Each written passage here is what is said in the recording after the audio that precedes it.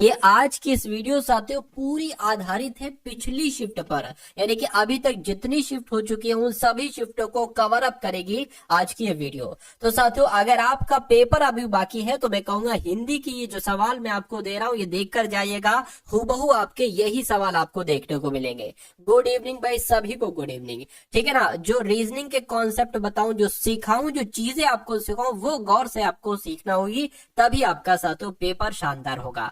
तो पहला सवाल है आज की इस वीडियो में, मृग जैसी आंखों वाली स्त्री उसको क्या कहा जाता है साथियों? मृगनयनी कहा जाता है, मृग जैसी आंखों वाली स्त्री को। उसके बाद देखिए साथियों, सोना शब्द यहाँ पर आया है और आपसे पूछा जा रहा है कि सोने का समानार्थी शब्द यहाँ पर क्या हो सकता है, मुझे बताइए। देखिए यहां पर अगर बात करें साथियों, सोने को पता क्या कहा जाता है? हिरण्य कहा जाता है। क्या कहा जाता है साथियों? सोने को एक तरीके से हिरण्य कहा जाता है। उसके अलावा अगर बात करते हैं साथियों, यहाँ पर एक शब्द लिखा हुआ है रत्नाकर। क्या रत्नाकर का मतलब पता क्या होता है साथियों? क्योंकि आपसे पूछा जा सकता है, जैसे सोने का समानार्थी पूछा है ना, ऐसे रत्नाकर का समानार्थी पूछे तो रत्नाकर का मतलब क्या होता है? समुद्र होता है। और क्या होता है साथियों? सागर होता है।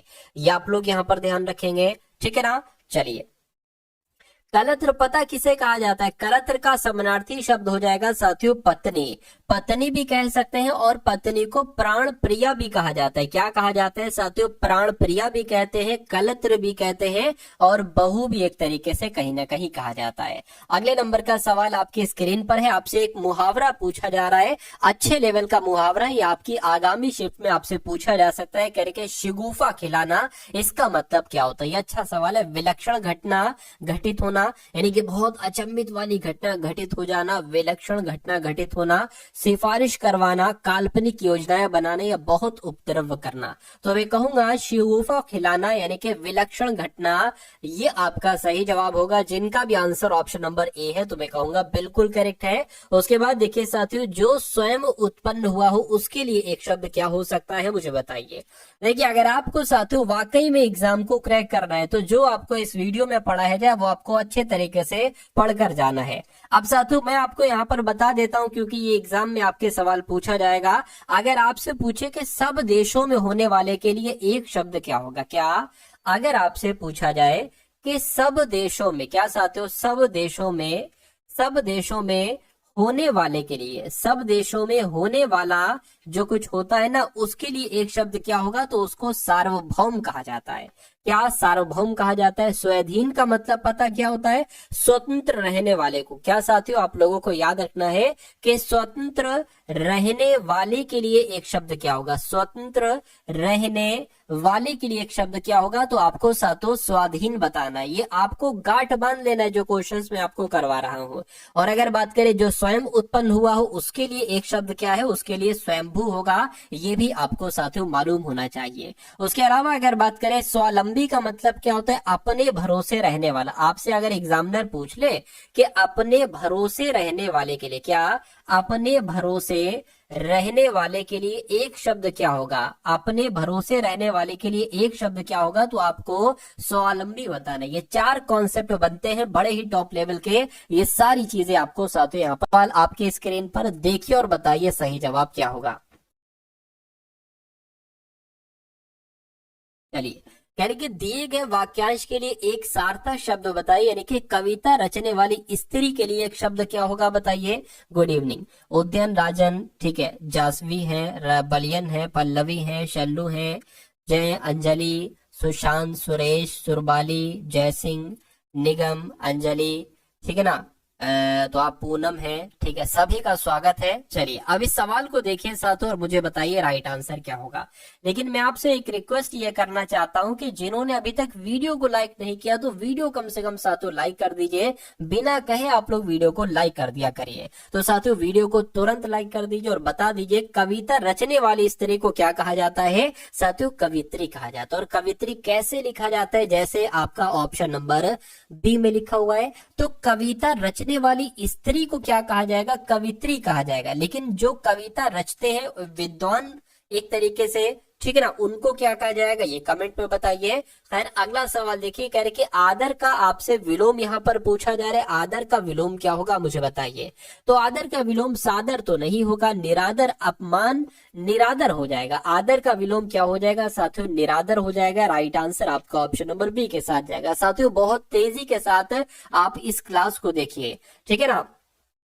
निम्नलिखित में से शुद्ध वर्तनी वाला शब्द मुझे बताइए, कौन सा शब्द बिल्कुल सही है। यानी कि कौतूहल कैसे लिखा जाता है, ये तो कोतूहल लिखा हुआ है, ये कोतूहल लिखा हुआ है, कौतूहल ऑप्शन नंबर सी में लिखा हुआ है और ये आपका बिल्कुल शुद्ध वर्तनी वाला शब्द हो जाएगा। अगला सवाल कह रहे कि उसे फांसी पर गया था, यानी कि यहाँ पर अगर बात करें साथियों एक खाली जगह यहाँ पर है, उसे फांसी पर उठाया गया था ये होना चाहिए, उसे फांसी पर झुलाया गया था या उसे फांसी पर चढ़ाया गया था या उसे फांसी पर लटकाया गया था। तकरीबन साथियों जो पेपर आपके चल रहे हैं ना उसमें 2 सवाल, कम से कम 1 और ज्यादा से ज्यादा 2 सवाल आ रहे हैं खाली जगह से, 2 सवाल साथियों आ रहे हैं पर्यायवाची से, और तकरीबन साथियों ये समझ लीजिए 1 से 2 सवाल विलोम शब्दों के भी आ रहे हैं, ठीक है ना। तो ये ऐसे साथियों आप लोगों को तैयारी करना है। उसे फांसी पर, देखिए फांसी पर जो है ना वो लटकाया जाता है, क्या फांसी पर लटकाया जाता है, इस प्रकार। जिनका आंसर ऑप्शन नंबर डी के साथ है, मैं कहूंगा आंसर आपका बिल्कुल करेक्ट है। साथियों अभी तो यहाँ पर हिंदी हो रही है, अभी आप देखिएगा, अभी जीके भी करेंगे और करंट अफेयर को बहुत अच्छे तरीके से साथियों हम लोग करेंगे, और उसके बाद रीजनिंग को करेंगे और मैथ को करेंगे। देखिए जैसा साथियों आज आपका पेपर आया था, जैसा आपका आज वाला पेपर था, और इसके आधार पर अब नेक्स्ट शिफ्ट जो होंगी, ठीक है ना, यानी कि जो भी आपके साथियों नेक्स्ट एग्जाम है उनको अगर आपको पेपर को क्रैक करना चाहते हैं तो इस वीडियो को शुरू से लेकर अंत तक देखिएगा। और मैं कहूंगा साथियों कि इसके बाद जितनी वीडियो है उनको भी आप लोग भली बाती अच्छे तरीके से देखेंगे। तो अगर बात करते हैं साथियों यहाँ पर अगर बात करें कि किनारा की अगर बात करें, समानार्थी शब्द मुझे बताइए। किनारा को तो साथियों कूल कहा जाता है, और कैसे वो कूल लिखा जाता है, जैसे ऑप्शन नंबर डी में लिखा हुआ है। अगला सवाल कह रहे कि व्यर्थ खर्च करने वाले को क्या कहा जाता है, ये आपसे यहाँ पर पूछा जा रहा है, मुझे बताइए।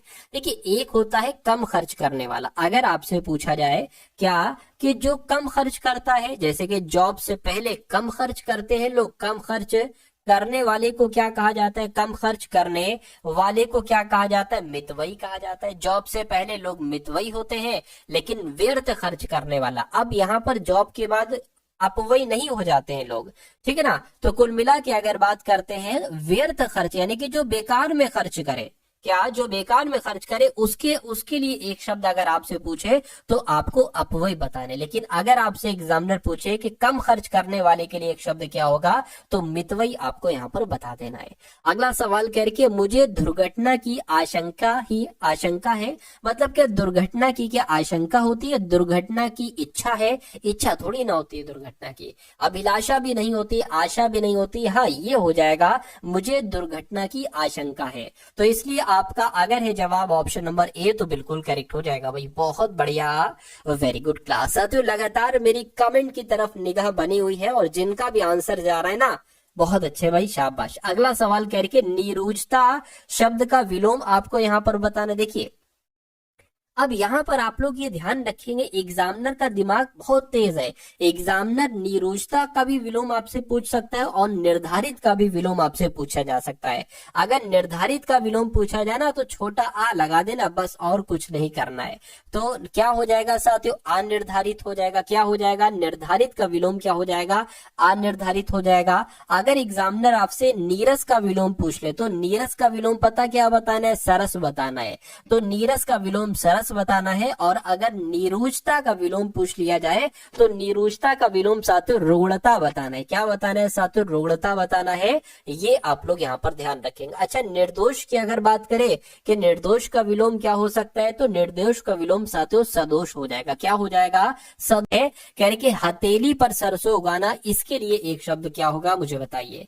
साथियों ये जो नीचे पट्टी आपकी चल रही है ना, इस पट्टी वाली पीडीएफ को साथियों आप लोग ले लीजिएगा और मैं कहूंगा सरसरी निगाहों से एक बार देखकर आप लोग अपने एग्जाम देने चले जाइएगा, आपको बहुत फायदा होगा साथियों यहाँ से। ठीक है ना, चलिए हथेली पर सरसों उगाना, ये क्वेश्चन इंपॉर्टेंट है, बता दीजिए इसका सही जवाब क्या होगा। तो खेती करना तो नहीं कहेंगे। हाँ देखिए, हथेली पर कभी सरसों जमाई नहीं जा सकती है, तो ये एक क्या है साथियों, बहुत मुश्किल काम है, या कह सकते हैं ये तो एक असंभव काम है। मुश्किल काम भी नहीं, ये असंभव काम है। तो असंभव काम को संभव करना, इसको ही क्या कहा जाता है, हथेली पर सरसों उगाना कहा जाता है। ये आपको साथियों मालूम होना चाहिए। अगला सवाल आपकी स्क्रीन पर है, देखिए, और साथियों मुझे आप लोग यहाँ पर बता दीजिए कि आपका वाकई में साथियों यहाँ पर सही जवाब क्या हो सकता है। फटाफट साथियों बताइए। चलिए देखिए, कहा जा रहा है कि जो पढ़ा ना जा सके उसके लिए एक शब्द क्या हो सकता है। तो जो भैया पढ़ा ना जा सके उसके लिए एक शब्द क्या होगा, ये आपको यहाँ पर बताना है। चलिए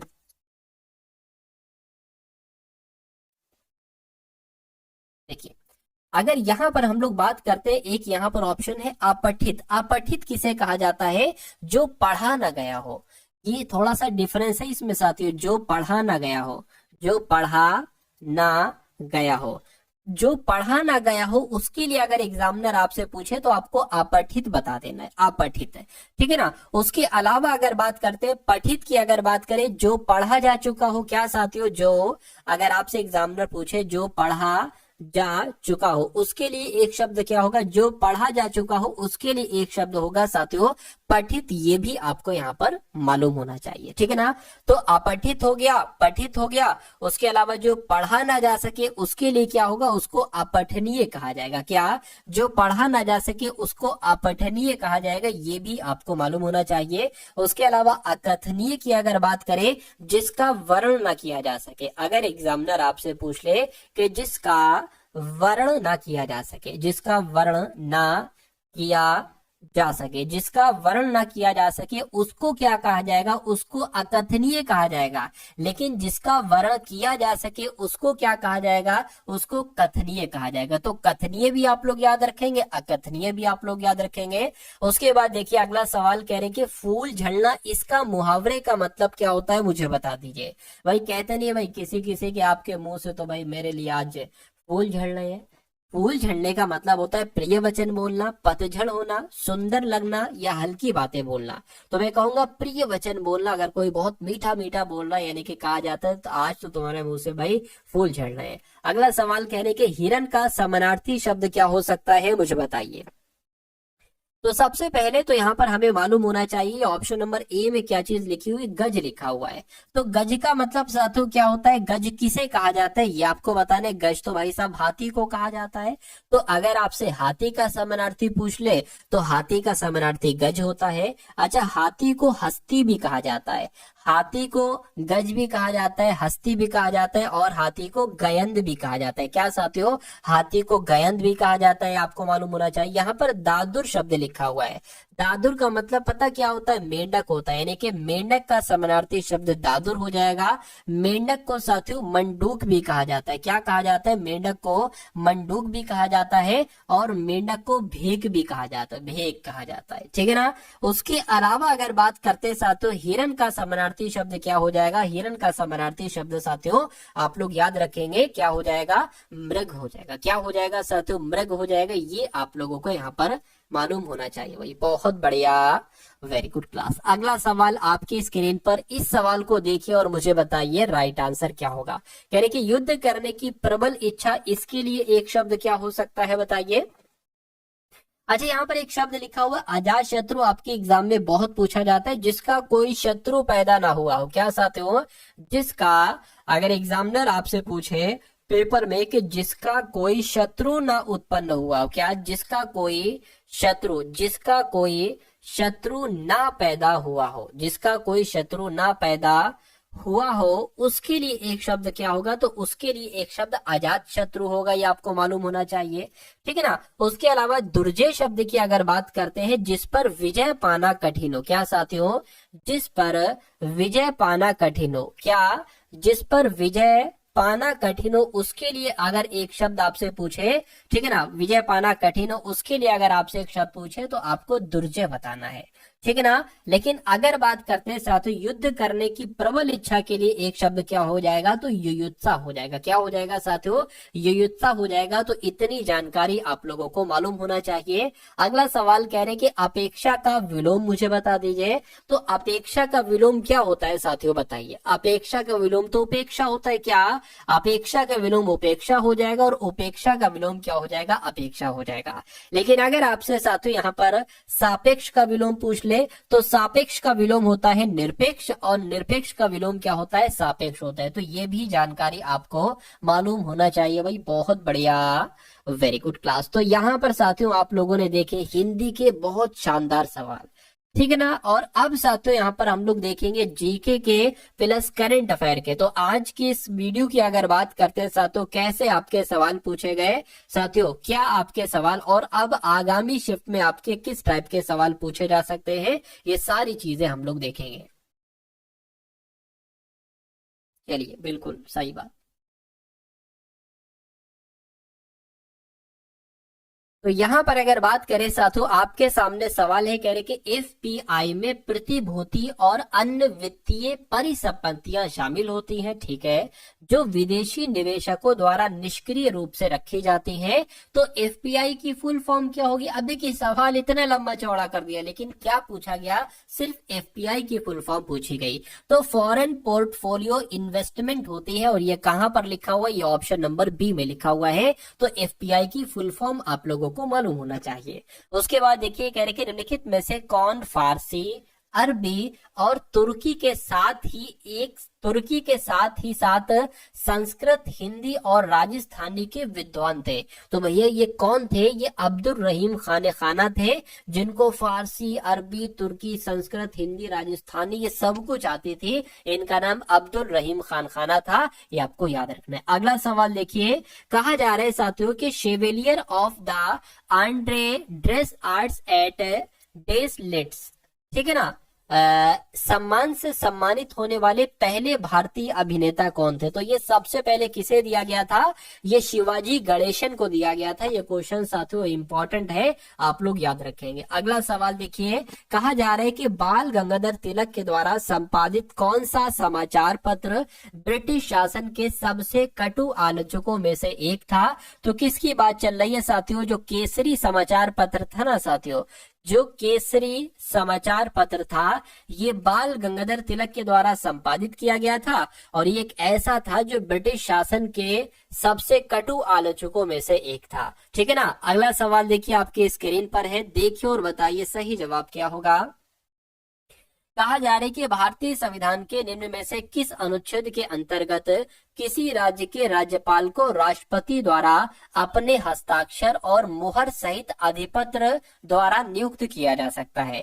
तो किस अनुच्छेद की बात चल रही है, अनुच्छेद 155 की बात चल रही है। अगर एग्जामिनर ये सवाल आपसे पूछे तो अनुच्छेद मैंने आपको बता दिया है, अब आपको कोई दिक्कत कोई परेशानी नहीं होना चाहिए। यानी कि अनुच्छेद 155 के अंतर्गत किसी राज्य के राज्यपाल को राष्ट्रपति द्वारा अपने हस्ताक्षर और मुहर सहित अधिपत्र द्वारा नियुक्त किया जा सकता है, ये आपको साथियों याद रखना है। उसके बाद देखिए नेक्स्ट नंबर का सवाल आपकी स्क्रीन पर है,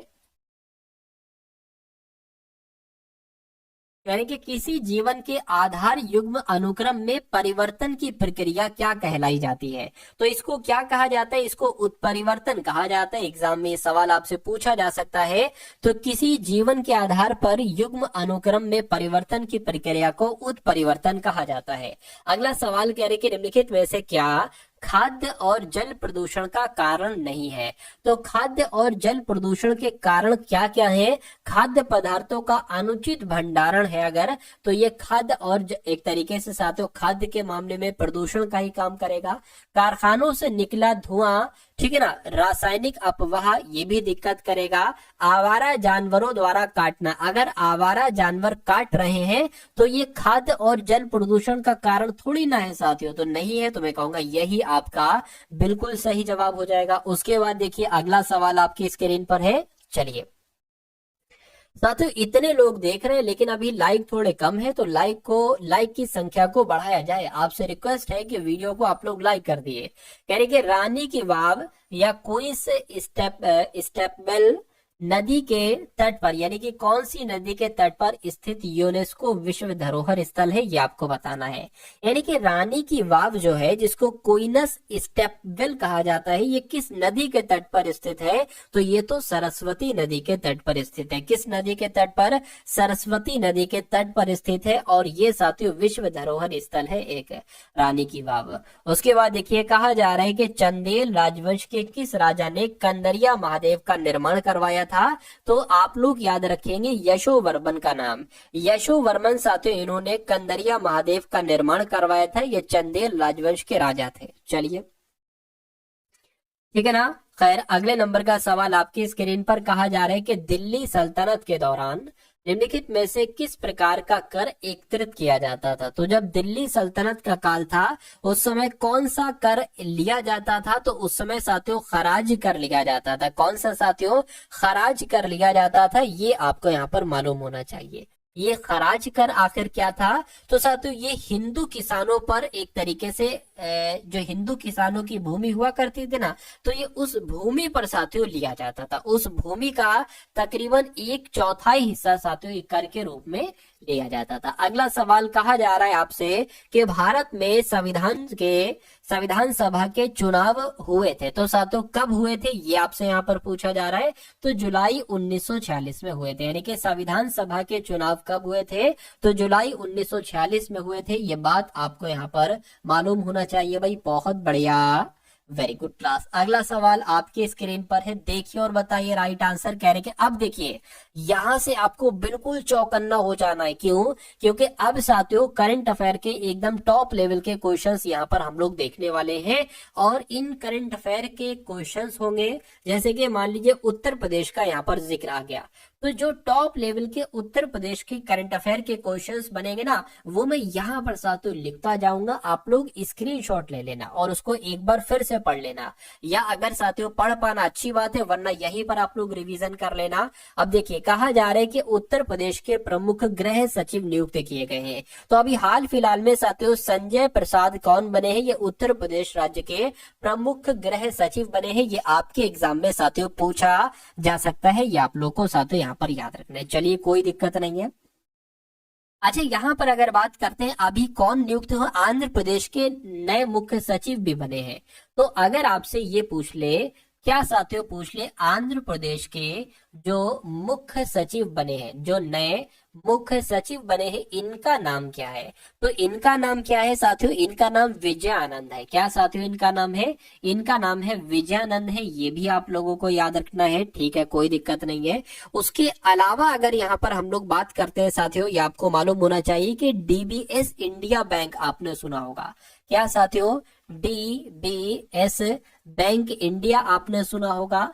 तो अभी हाल फिलहाल में ही, क्या साथियों, अभी हाल फिलहाल में ही डीबीएस इंडिया बैंक इंडिया के सीईओ बने हैं। कौन सीईओ बने हैं? रजत वर्मा बने हैं सीईओ। तो ये भी आपसे यहाँ पर साथियों कुल मिला के पूछा जा सकता है। चलिए, उसके बाद देखते हैं साथियों, नेक्स्ट नंबर का सवाल है। यहाँ पर आपसे पूछा जा रहा है कि अजय कुमार भल्ला ने किस राज्य के राज्यपाल के रूप में शपथ ली है?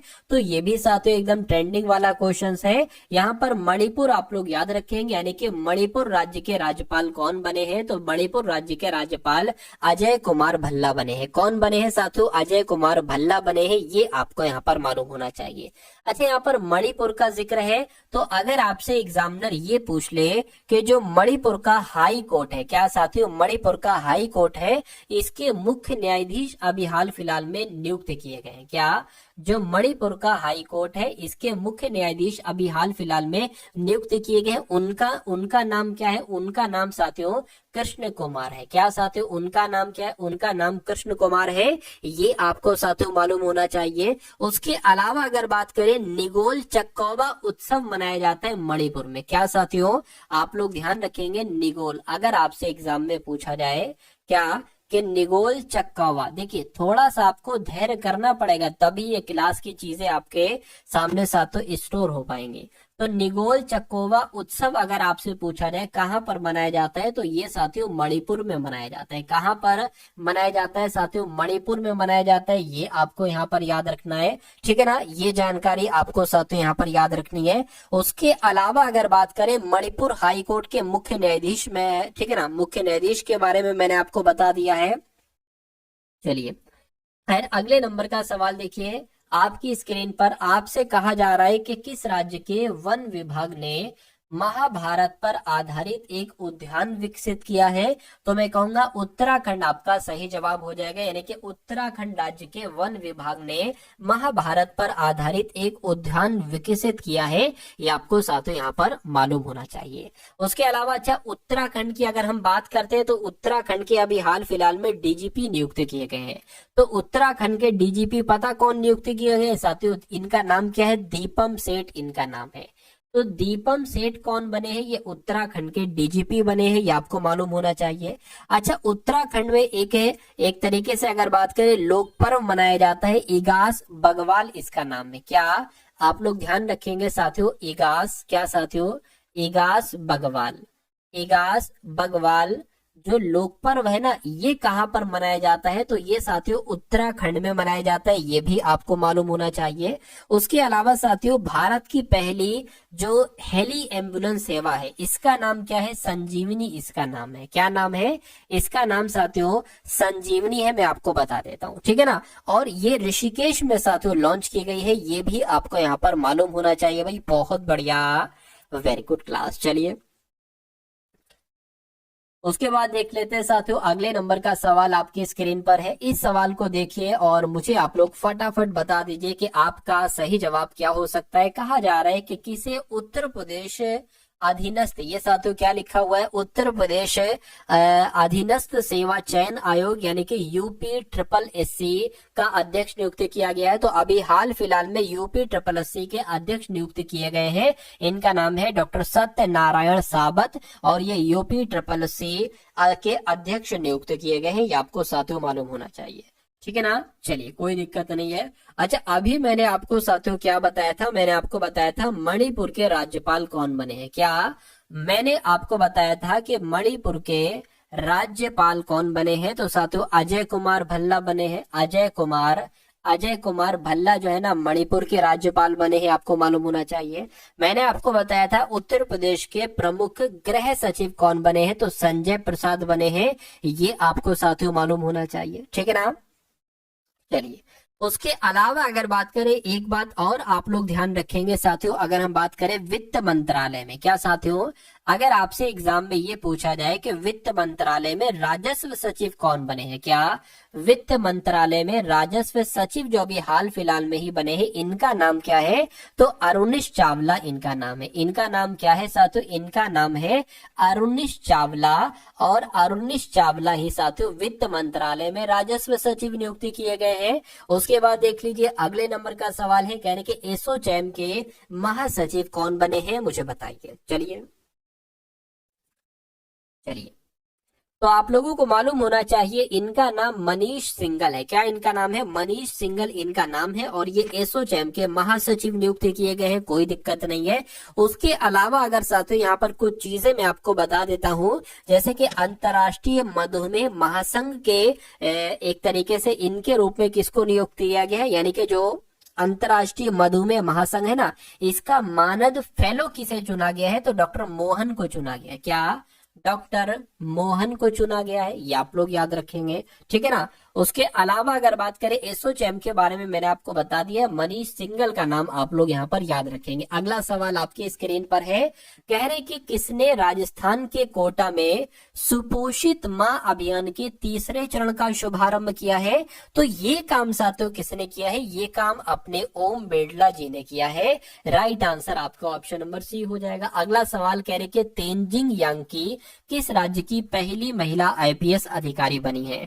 तो यहाँ पर अगर बात करते हैं साथियों, ये आपको मालूम होना चाहिए अरुणाचल प्रदेश की अगर बात करें, अरुणाचल प्रदेश राज्य की पहली महिला आईपीएस अधिकारी कौन बनी है? तो साथियों तेंजिंग यांकी बनी है, ये भी आपको यहाँ पर मालूम होना चाहिए। चलिए उसके अलावा अगर बात करते हैं साथियों, अरुणाचल प्रदेश के संबंध में एक सवाल पूछा जा सकता है कि ईगल नेस्ट बर्ड फेस्टिवल कहाँ पर मनाया जाता है। क्या अगर आपसे पूछा जाए कि ईगल नेस्ट बर्ड फेस्टिवल, क्या ईगल नेस्ट बर्ड फेस्टिवल कहाँ पर मनाया जाता है साथियों, तो ये अरुणाचल प्रदेश में ही मनाया जाता है। ये आपको याद रखना इंपॉर्टेंट क्वेश्चन है।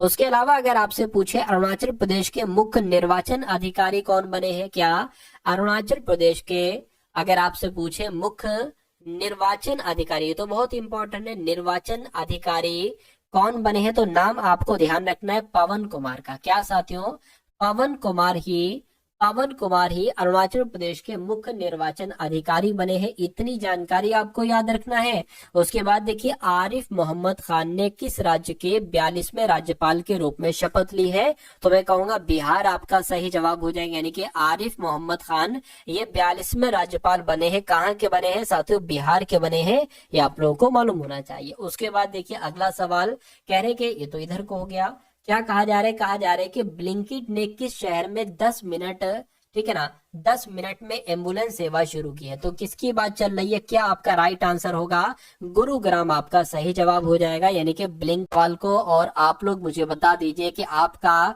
सही जवाब यहाँ पर किस ऑप्शन के साथ जा सकता है, क्या आपका राइट आंसर हो सकता है। चलिए,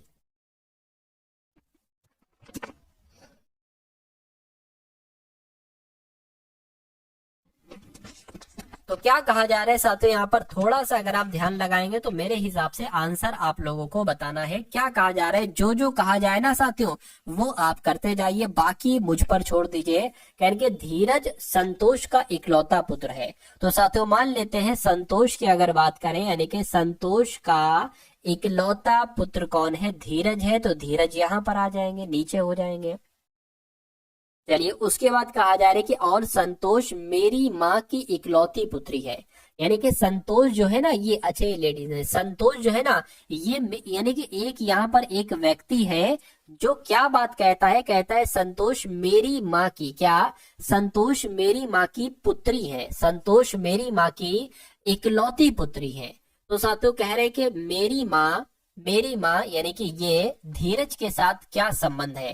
तो धीरज साथियों इनको क्या कहेगा, देखिए ये तो मम्मी हो जाएगी, मम्मी की मम्मी को नानी कहा जाता है। तो मैं कहूंगा नानी आपका यहाँ पर बिल्कुल करेक्ट आंसर हो जाएगा। और जिनका भी आंसर ऑप्शन नंबर सी था तो बिल्कुल सही था। अब अगला सवाल देखिए आपके स्क्रीन पर है, इस सवाल को देखिए और बताइए सही जवाब। कह रहे कि देखिए एक 28 है, उसके बाद यहाँ पर 14 आ गया है और फिर 14 आ गया, यानी कि 14 आया, फिर 14 आया और फिर 21 हो गया और फिर 42 हो गया और फिर 105 हो गया। तो अगला नंबर यहाँ पर क्या हो सकता है, ये बात यहाँ पर आपसे कुल मिला के पूछी जा रही है, मुझे बताइए।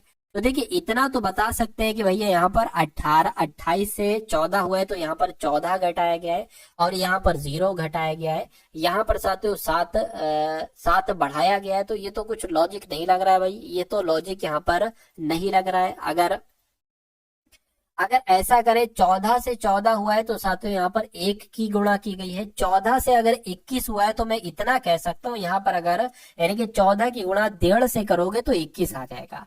उसी प्रकार 21 दूना यानी कि 21 की गुणा 2 से करोगे तो 42 आ जाएगा। अब देखिए 1, 1.5, 2, तो जाहिर सी बात है यहाँ पर 2.5 आएगा।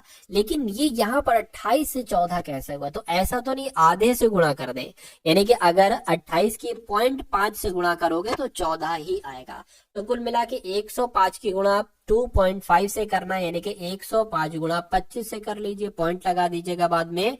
तो 5 पंजे 25 हो गया, 5 एकम 5 हो गया, 2 से करेंगे 2 पंजे 10 हो गया, 2 एकम 2 हो गया, यानी कि 5 हो गया, 2 हो गया, 6 हो गया, 2। तो कुल मिला के 262 करके आंसर आया क्या, एक सेकंड, 5 हो गया, 2 हो गया, 6 हो गया, 2 हो गया।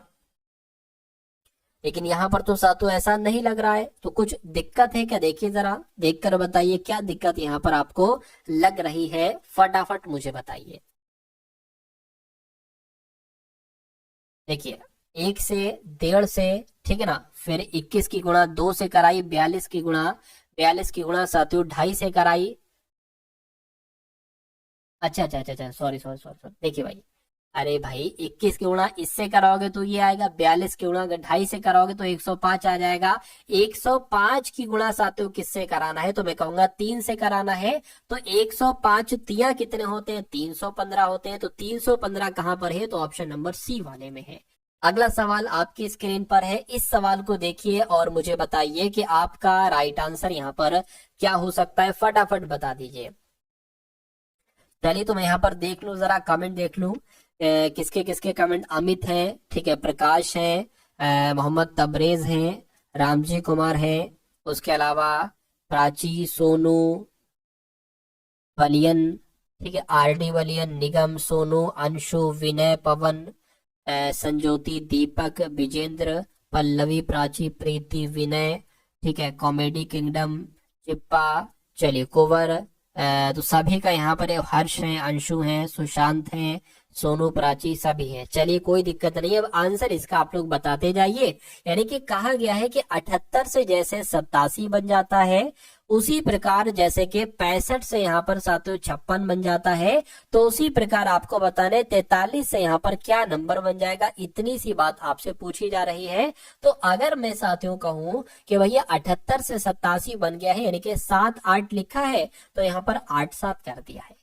6 5 लिखा है तो 5 6 कर दिया है, तो उसी प्रकार 4 3 लिखा है तो 3 4 कर देंगे। यानी कि 34 कहां पर लिखा हुआ है, 34 आपका ऑप्शन नंबर बी में लिखा हुआ है, तो यही आपका बिल्कुल सही जवाब हो जाएगा। उसके बाद देखिए अगले नंबर का सवाल आपकी स्क्रीन पर है, इस सवाल को देखिए और मुझे बता दीजिए आपका राइट आंसर क्या होगा। अब देखिए यानी कि उस पासे का चयन करिए जिसे निम्नांकित शीट को मोड़ रेखाओं पर मोड़ने पर प्राप्त किया जा सकता है। अब ये साथियों क्वेश्चन बहुत टॉप लेवल का है, बहुत टॉप लेवल का ये क्वेश्चन है। यानी कि ये खुला पासा है, इस खुले पासे को अगर आप बंद करोगे तो क्या ये ऐसा बन सकता है, ऐसा बन सकता है, ऐसा या ऐसा, कैसा बन सकता है। अब मैं आपको उससे पहले बता दूं कि अगर 5 का विपरीत में पूछूं तो 9 बताओगे आप, अगर 8 का विपरीत पूछूं तो 4 बताओगे, 6 का विपरीत बचा 2 तो 2 हो जाएगा। तो देखिए 4 यहाँ पर है, ठीक है ना। 4 का विपरीत क्या है, 4 का विपरीत 8 है, तो 4 का विपरीत 8 यहाँ पर नहीं दिख रहा है। और देखिए पासा जब बंद हो जाता है ना, तो 8 का विपरीत जैसे कि 4 है, तो 8 का विपरीत 4 नहीं दिखना चाहिए। अगर दिख रहा है तो वो हमारा आंसर नहीं होगा, ठीक है ना। अब जैसे कि यहाँ पर देखिए 8 का विपरीत 4 है, तो 8 का विपरीत 4 तो दिखना नहीं चाहिए पासे में, लेकिन यहाँ पर दिख रहा है, तो ये आपका पासा बन नहीं सकता इससे, ठीक है। उसके बाद अगर बात करें, इसकी बात करें 2 की, अगर बात करें 2 का विपरीत 6 है, नहीं दिख रहा है, ठीक है। उसी प्रकार 5 के विपरीत 9 है, नहीं दिख रहा है, मैं कहूंगा ये वाला पासा बन जाएगा, बन जाएगा। इसकी बात करें तो 4 का, देखिए 6 का विपरीत क्या है, 6 का विपरीत यहाँ पर 2 है, 6 का विपरीत 2 नहीं दिख रहा है, ठीक है। 5 का विपरीत साथियों यहाँ पर क्या है, 5 के विपरीत 9 है, यहाँ पर नहीं दिख रहा है। 4 की बात करें, 4 का विपरीत 8 है, यहाँ पर नहीं दिख रहा है, यानी कि ये वाला पासा भी बन जाएगा। इसकी बात करें, अगर बात करें साथियों, देखिए इसकी अगर बात करें, ये वाला पासा बन जाएगा क्या, देखिए जरा, देखिए 4 का विपरीत क्या है, 4 का विपरीत 8 है, नहीं दिख रहा है। 5 की अगर बात करें, 5 के विपरीत 9 है, नहीं दिख रहा है। 6 की बात करें, 6 का विपरीत क्या है, 6 का विपरीत 2 है, नहीं दिख रहा है, ये भी बन जाएगा। इसकी बात करें 2 का विपरीत क्या है, 6 है, नहीं दिख रहा है। 8 की बात करें, 8 के विपरीत 4 है, नहीं दिख रहा है। 9 की बात करें, 9 का विपरीत क्या है साथियों, 5 है, नहीं दिख रही, यानी कि ये वाला भी पासा पासा बन जाएगा, ठीक है। इसकी ये वाला नहीं बन पाएगा, तो आंसर आपका जो होना चाहिए वो ऐसे होना चाहिए, ए वाला बन जाएगा, बी वाला बन जाएगा, सी वाला बन जाएगा, डी वाला नहीं बन पाएगा। तो मैं कहूंगा एक ऐसा ऑप्शन यहाँ पर होना चाहिए, नहीं है तो कोई दिक्कत नहीं है। कॉन्सेप्ट मैंने आपको समझा दिया, वो कॉन्सेप्ट आप लोग यहाँ पर याद रखेंगे। चलिए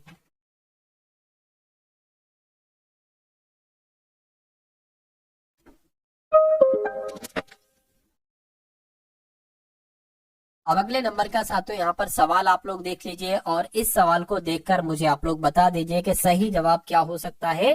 कहने के चूल्हे का जो संबंध पकाने से है वही संबंध चाकू का किससे होगा, वही संबंध चाकू का किससे होगा। अब बहुत ध्यान से देखिएगा, जैसे कि चूल्हे की अगर बात करें तो चूल्हे चूल्हे पर भोजन को पकाया जाता है, तो चाकू से फल है, सब्जी है, ये सब काटी ही तो जाती हैं। तो काटना कहाँ पर लिखा हुआ है साथियों, ऑप्शन नंबर डी में लिखा हुआ है, तो ये क्या होगा, ये आपका बिल्कुल करेक्ट आंसर हो जाएगा। ठीक है ना। तो जिनका भी आंसर है, मैं देख पा रहा हूं बहुत सारे लोगों का आंसर यहाँ पर ऑप्शन नंबर डी है, जो कि बिल्कुल सही है। तो यहाँ पर कहा गया है कि सभी केयर टेकर कुशल है। सभी केयर टेकर क्या, सभी केयर टेकर क्या है साथियों, कुशल है। तो मान लीजिए हमने ये क्या बना ली, ये हमने केयर टेकर बना ली, ये हमने केयर टेकर बना ली। और सभी केयर टेकर कौन है साथियों, सभी केयर टेकर कुशल है। तो सभी केयर टेकर कौन हो गई, कुशल हो गई। कहने के कुछ कुशल वकील हैं। तो मान लेते हैं साथियों इतने कुशल कौन हो गए, इतने कुशल एक तरीके से वकील हो गए, ये भी बात समझ में आ गई। कहने के सभी कुशल चित्रकार है, यानी ये जो सभी कुशल है ना, ये कौन है साथियों, ये एक तरीके से यहाँ पर चित्रकार है। अब निष्कर्ष को पढ़िए और मुझे बताइए कि कौन सा निष्कर्ष यहाँ पर आपका वाकई में सही हो सकता है, फटाफट बता दीजिए। चलिए, तो कहने के कुछ चित्रकार वकील है, कुछ चित्रकार वकील है, बिल्कुल इतने चित्रकार जो होंगे ना साथियों वो वकील हो जाएंगे। ये बात तो आपकी सही हो जाएगी, ये बात आपकी सही हो जाएगी, कोई दिक्कत नहीं है, ठीक है। उसके अलावा अगर बात करें, कोई भी चित्रकार वकील नहीं है। पहली बात तो कथन हमारे सारे पॉजिटिव में थे, लेकिन नेगेटिव में अगर निष्कर्ष आ जाए तो उस निष्कर्ष को सरासर गलत कर देना। तो मैं कहूंगा यहाँ पर तो केवल एक निष्कर्ष पालन करता है, और ऐसा कहां पर लिखा हुआ है, ऐसा ऑप्शन नंबर ए में लिखा हुआ है। अगला सवाल देखिए, अब इस सवाल को देखिए, ऐसा भी एक सवाल साथियों आपसे पूछा जा रहा है, ऐसा भी एक सवाल साथियों यहाँ पर आपसे पूछा जा रहा है। इसको बहुत अच्छे तरीके से आप लोग देखिए और मुझे आप लोग डायरेक्ट साथियों यहाँ पर आंसर बता दीजिए क्या हो सकता है इस सवाल का बिल्कुल सही जवाब। कहा जा रहा है कि आरेख में वर्ग नीले नेत्र वालों को दर्शा रहा है। यानी कि अगर यहाँ पर साथियों बात करते हैं हम लोग, यानी कि वर्ग की अगर बात करें साथियों, वर्ग कहां पर है, तो वर्ग की अगर बात करें ये हो जाएगा। यानी कि वर्ग की अगर बात करें, ये नीले नेत्रों, नीले नेत्रों को दर्शा रहा है, ठीक है, कोई दिक्कत नहीं है। उसके बाद कह रहे हैं कि त्रिभुज 6 उंगलियों वालों को दर्शा रहा है, यानी कि ये 6 उंगलियों वालों को दर्शा रहा है, 6 उंगलियों वाले को दर्शा रहा है। और जो वृत्त है ये डिंपल वालों को दर्शा रहा है, ये डिंपल वालों को दर्शा रहा है, ठीक है, कोई दिक्कत नहीं है। तो सवाल में आपसे पूछा क्या जा रहा है, ये जरा देखिए।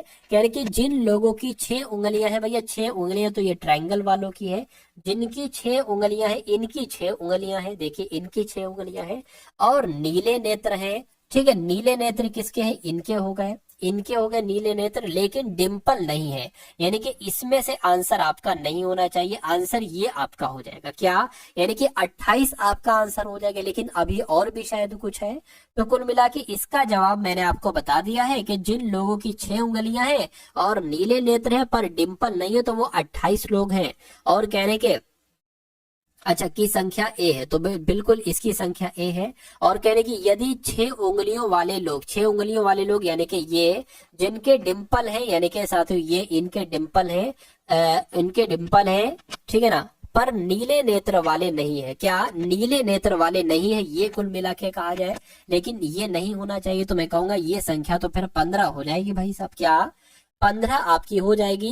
तो ये बी हो जाएगी, अच्छा 15 यानी कि बी हो जाएगी। तो कह रहे कि ए और बी का योग क्या है, तो 28 15 कितने होते हैं साथियों, 13 हो गया, ठीक है ना, 43 हो जाएगा। तो 43 कुल मिला के कहां पर लिखा हुआ है, ऑप्शन नंबर डी में लिखा हुआ है। तो जिनका आंसर ऑप्शन नंबर डी के साथ है, मैं कहूंगा आंसर आपका बिल्कुल सही हो जाता है। अगला सवाल आपकी स्क्रीन पर है, इस सवाल को देखिए और मुझे बताइए कि आपका राइट आंसर यहाँ पर किस ऑप्शन के साथ जाएगा, क्या आपका सही जवाब होगा। चलिए, क्या कहा जा रहा है साथियों, आपसे यहाँ पर समझाया आपको जा रहा है कि भैया पहले 38 है, क्या है, पहले 38 है, और उसके बाद साथियों 120 है, और उसके बाद 366 है। तो आपको ये बताना है कि अगला नंबर यहाँ पर क्या हो सकता है, कैसे क्या होगा, क्या सवाल का जवाब होगा, बताने की कोशिश कीजिए। तो 38 से साथियों यहाँ पर क्या कर दिया गया, 120 कर दिया। देखिए 38 चौक तो फिर तो ज्यादा हो जाएगा, 38 तिया अगर बात करें, नहीं 38 चौक का, हाँ 38 तिया अगर बात करें तो 8 तिया 24 हो जाएगा, 3 तिया 9 11, यानी कि 114 हो जाएगा। ठीक है ना। अगर हम इसकी गुणा 3 से करते हैं तो हमारे पास 114 आ जाएगा, और 114 से 120 बनाना है तो प्लस का हमें 6 जोड़ना होगा। ठीक है, कोई दिक्कत नहीं है। अब इस पर आ जाओ, अगर हम जैसे हमने इसकी गुणा 3 से कराई है, अगर हम इसकी गुणा 3 से कराएंगे तो 12 तिया कितना हो जाएगा, 736, यानी कि 120 तिया 360 हो जाएगा। अच्छा, अब इसमें भी अगर आप 6 जोड़ दोगे तो 366 हो जाएगा। यानी कि यही कॉन्सेप्ट यहाँ पर लगेगा, सबसे पहले 3 से गुणा कराइए और फिर उसके बाद इसमें 6 जोड़ दीजिए।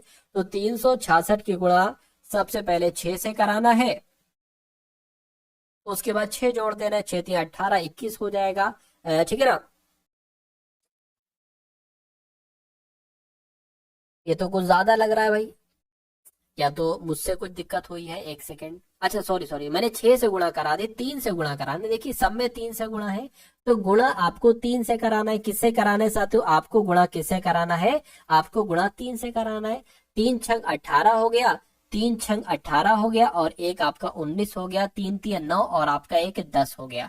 यानी कि इसमें अगर आप 6 प्लस कर दोगे तो कितना हो जाएगा, ये आपका एक तरीके से 1104 हो जाएगा। यानी कि 1104 यहाँ पर आ जाएगा। 1104 कौन से ऑप्शन में है, तो ऑप्शन नंबर ए वाले में। तो इस प्रकार जिनका आंसर है ऑप्शन नंबर ए के साथ, मैं कहूंगा आंसर आपका बिल्कुल करेक्ट हो जाता है भाई। बहुत बढ़िया, वेरी गुड क्लास। अगला सवाल आपके स्क्रीन पर है, देखिए सवाल को और मुझे बताइए राइट आंसर आपका क्या है।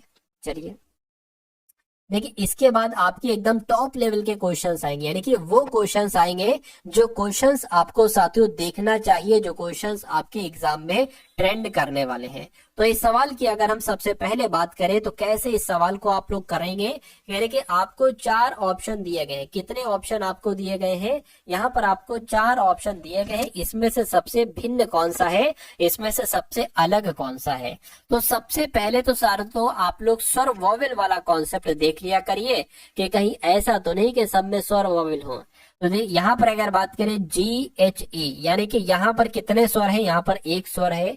यहाँ पर कितने स्वर है, यहाँ पर तो भैया कोई स्वर नहीं है। यहाँ पर साथ तो एक स्वर और यहाँ पर एक स्वर है, तो मैं कहूंगा यहाँ पर कोई स्वर नहीं है। तो यही आपका क्या हो जाएगा, यही आपका बिल्कुल करेक्ट आंसर हो जाएगा भाई। बहुत बढ़िया, वेरी गुड क्लास। अगला सवाल देखिए, ये क्वेश्चन बहुत टॉप लेवल का है, और इस क्वेश्चन को मैं कहूंगा साथियों मैं आपको चैलेंज दे रहा हूं, क्योंकि अगर बात करते हैं साथियों इस क्वेश्चन में 9 मित्र हैं। कितने, 4 5 या 6 नहीं साथियों, पूरे के पूरे 9 मित्र यहाँ पर बताए गए हैं। तो इन 9 मित्रों वाला सवाल जरा करके दिखाइए, तो मैं आपको साथियों यहाँ पर जानूं। यानी कि 9 मित्र है, ABCDEFGH है, उत्तर की ओर मुंह करके एक पंक्ति में साथियों बैठे हैं। ठीक है, यानी कि उत्तर की तरफ सभी का मुंह है। तो 1 2 3 4 5 6 7 8 और एक 9, 9 लोग हैं। सभी का मुख साथियों उत्तर की तरफ है, सभी का मुख यहाँ पर हमने उत्तर की तरफ बना दिया। उसके बाद कहा जा रहा है कि H के बाएं दूसरा A है, तो H के बाएं दूसरा A है। H को आप कहीं पर भी साथियों बैठा सकते हो। मान लीजिए H को हमने अगर यहाँ पर बैठा दिया, ठीक है ना, तो कहने के H के बाएं दूसरा है, यानी कि H के बाएं दूसरा A है, यानी कि A साथियों यहाँ पर आ जाएगा। कहने के B के बाएं दूसरे स्थान पर H है, यानी कि H है ना, H की बात चल रही है, तो B के बाएं, B का बायां दूसरा यही तो होगा, तो B के बाएं दूसरा H है, यानी कि H यहाँ पर होगा। कहने के B पंक्ति के एक छोर पर है, यानी कि B पंक्ति के एक छोर पर। तो एक काम करो, इसको एक यहाँ से कट कर दो और एक नंबर यहाँ पर बढ़ा दो। एक नंबर यहाँ पर आपने बढ़ा दिया, ठीक है, कोई दिक्कत नहीं है। कहने के A और H के बीच में F है, तो A और बीच के साथियों क्या कहा गया है कि A और H के बीच में, तो A और H के बीच में, तो मान लीजिए साथियों, अच्छा A और H के बीच में F है, यानी कि F साथियों यहाँ पर आ जाएगा। कहने के D जो है ना, D ये I और C के बीच में है, तो साथियों ये भी हम लोग मान लेते हैं कि भैया I और, ठीक है, ये यहाँ पर आएंगे। I और C के बीच में कौन है, I कहाँ गया भाई, I और C के बीच में कौन है, D है, ठीक है। कहने के E के दाएं तीसरे स्थान पर C है। तो अगर अब देखिए, अगर हम E को यहां पर बैठा लें तो ई का दायां 1 2 3, ई के दाएं तीसरे स्थान पर सी होगा, यानी कि बिल्कुल ऐसे ही बैठेंगे, सी यहाँ पर, डी यहाँ पर, आई यहाँ पर और ई साथियों यहाँ पर। तो 9 लोग थे, 9 को हमने बैठा दिया, लेकिन एक बाकी है, क्या बचा है, A B C D E F G, G बचा है तो जी यहाँ पर आ जाएगा। सवाल में क्या पूछा जा रहा है कि पंक्ति के बीच में कौन है, तो 1 2 3 4, 4 ये हो गए, 1 2 3 4, 4 ये हो गए, बीच में कौन बचा साथियों, ए बचा। तो ए कौन से ऑप्शन में है, ऑप्शन नंबर डी वाले में है। तो इस प्रकार अगर आपका जवाब है ऑप्शन नंबर ए के साथ तो बिल्कुल करेक्ट हो जाता है। चलिए देखते हैं किसका आंसर यहाँ पर सही था। अंजलि मौर्य गुड इवनिंग, ठीक है। देवराज यादव आंसर तो आ गया, गुरुदेव ए, लेकिन ए नहीं, हाँ ए, ऑप्शन नंबर ए नहीं होगा, आंसर आपका ए होगा, यानी कि जो मित्र ए है जिसका नाम, वो आंसर होगा। डी अंशु भाई भक्ति का, प्रियंशु का, अंश का, बलियन का, ठीक है, पल्लवी का, सभी का आंसर आदित्य का ए आ रहा है। ए नहीं होगा भाई, डी होगा। अच्छा ए मतलब मित्र का नाम बता रहे हैं वो ए, खैर कोई दिक्कत नहीं। अगला सवाल देखिए, ये भी क्वेश्चन बहुत शानदार है, अच्छे कॉन्सेप्ट पर आधारित साथियों ये सवाल है। इस क्वेश्चन को देखिए और मुझे आप लोग यहाँ पर आंसर बतला दीजिए। चलिए क्या सवाल है साथियों, क्या एक कॉन्सेप्ट है इस सवाल में, ये हम लोग देख लेते हैं। कहने के 5 मित्र हैं एक लाइन में उत्तर की दिशा की ओर, क्या उत्तर की दिशा, अच्छा ये भी उत्तर की दिशा की ओर अभिमुख है, ठीक है।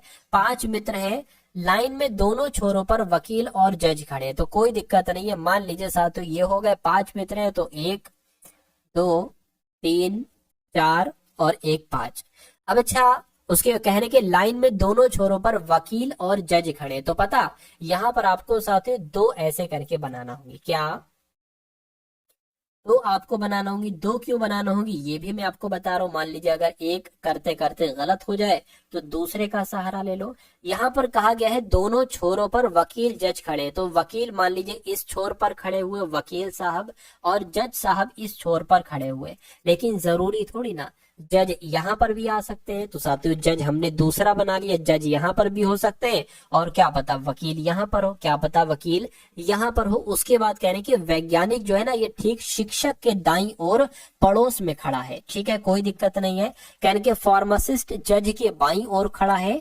अब अगर देखिए, अब अगर बात करें जज यहाँ पर है मान लीजिए, तो जज का बायां तो ये होगा, तो जज के बाएं फार्मासिस्ट यहाँ पर कैसे पॉसिबल है, तो ये पॉसिबल हो जाएगा, जज का बायां ये होगा, यानी कि फार्मासिस्ट कहाँ पर है, फार्मासिस्ट यहाँ पर है। तो मैं कहूंगा ये वाला तो ऐसे ही गलत हो गया, ठीक है।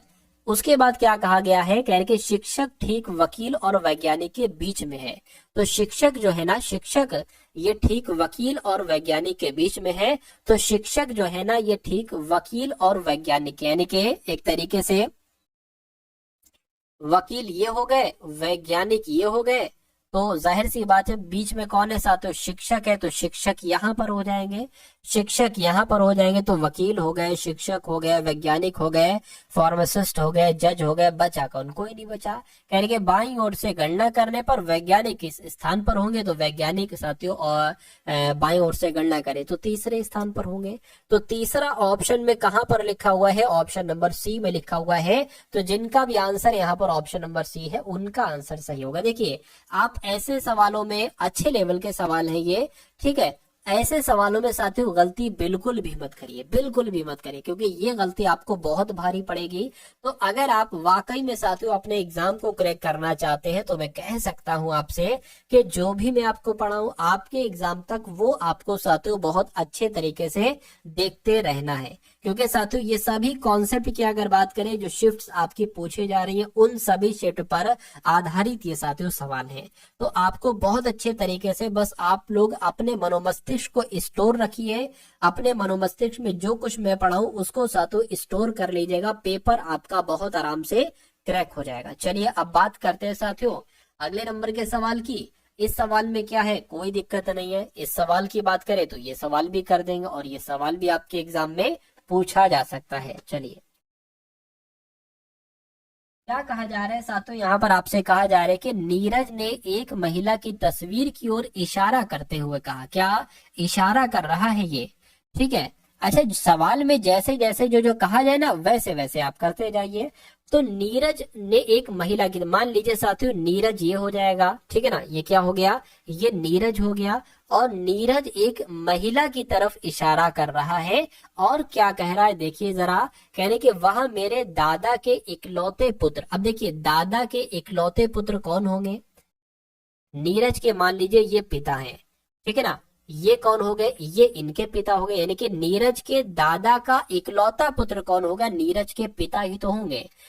नीरज के पिता यानी कि इकलौते पुत्र यानी कि नीरज के पिता की पुत्री, यानी कि ये जो महिला है ना, ये नीरज के दादा के पुत्र यानी कि नीरज के पिता की पुत्री है। तो नीरज के पिता की पुत्री है तो नीरज की बहन ही तो होंगी। तो तस्वीर में दिखने वाली महिला के साथ नीरज का क्या संबंध है, तो साथियों क्या संबंध है, भाई बहन है एक दूसरे।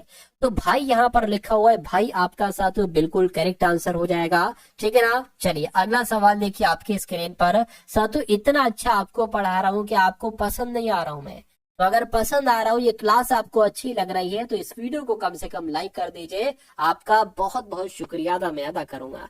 अब देखिए नंबर सीरीज वाला सवाल है, ये बहुत ट्रेंड करता है। 2 से 3 सवाल आपके नंबर सीरीज से पूछे जा रहे हैं, डायरेक्टली और इनडायरेक्टली।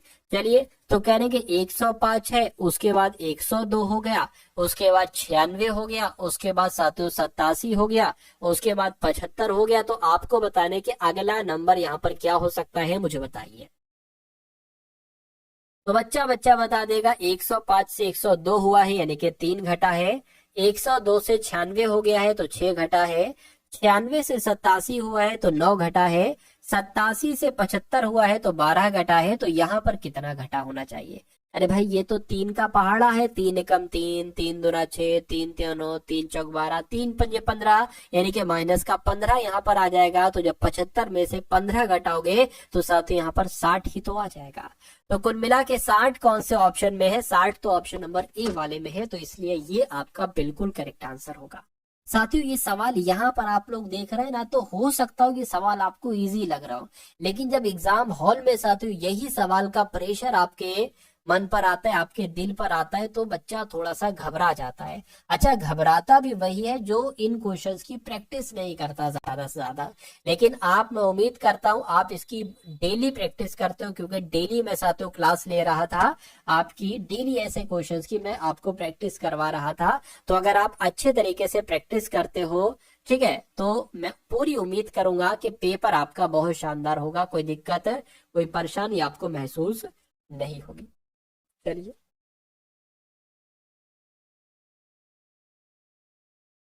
अब इस सवाल को देख लीजिए साथियों और मुझे बता दीजिए कि आपका सही जवाब क्या होगा। देखिए एक यहाँ पर रेक्टेंगल टाइप की एक आकृति है, ठीक है ना, उस आकृति को यहाँ से बीच से मोड़ा जाता है और ये वाला पार्ट इसके ऊपर ला दिया जाता है।